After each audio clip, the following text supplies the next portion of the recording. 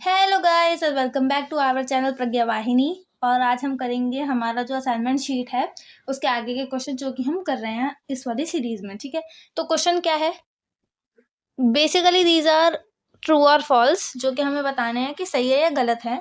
ठीक है, तो आप पढ़ के और ये बताओगे। तो if two sides of a triangle are equal the triangle is equilateral. ठीक है, अगर जो दो साइड हैं ट्रायंगल की वो इक्वल हैं तो ट्रायंगल जो है वो इक्विलेटरल होगा।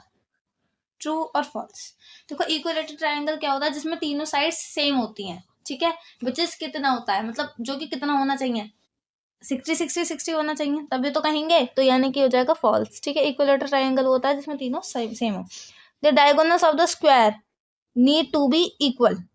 ठीक है, जो डायगोनल होते हैं यानी कि विकर्ण, यानी कि जो जैसे अगर कोई स्क्वायर है, इसके डायगोनल्स ये और ये इन दोनों को सेम होना चाहिए। तो स्क्वायर की चारों भुजाएं जो होती हैं वो सेम होती हैं। ठीक है, चारों जो आपकी वो होंगी साइड्स वो क्या होती है, same. But there is no rule about कि स्क्वायर का जो डायगोनल है वो इक्वल होने चाहिए, ऐसा कोई भी रूल नहीं है, इसलिए हो जाएगा फॉल्स। ठीक है, a line segment doesn't have a fixed length. एक लाइन सेगमेंट की एक फिक्स लेंथ नहीं होती है। लाइन सेगमेंट क्या होता है, एक लाइन होती है जो यहाँ से इस डॉट से लेकर के और इस डॉट तक बने, वो क्या होगा, लाइन। एक लाइन सेगमेंट क्या होता है, यहाँ से चला और एक जगह पर जाकर वो रुक जाता है, उसको बोलते हैं लाइन सेगमेंट।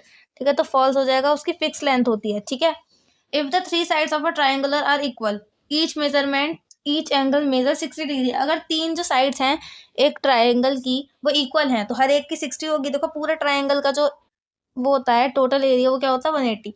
ट्राइंगल की जो थ्री साइड्स की टोटल जो लेंथ होती है वो होती, जो एंगल होता है उनके बीच में वो होता है 180। तो ईच के पास 60 आएगा, बिल्कुल सही है, 60 आएगा, तो ये हो जाएगा ट्रू। ठीक है, the ray P Q is written symbolically as P, और इस तरीके से क्यू नहीं।